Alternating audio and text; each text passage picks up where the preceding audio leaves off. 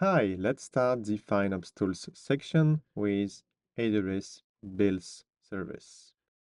So first, AWS Bills allows you to easily understand your AWS monthly charges, but also discounts, credits, refunds, and taxes. You can view and download invoice documents. You can also track consolidated charges across all members' accounts inside an AWS organization with account level detail. And you can also detect optimizations with AWS billings, such as idle resources or upgrades.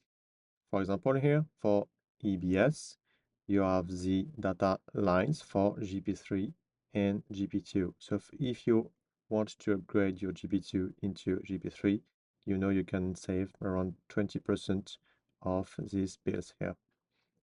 And you can also detect anomalies. So if you have bills in service you are not using or regions you are not using, you can look at them.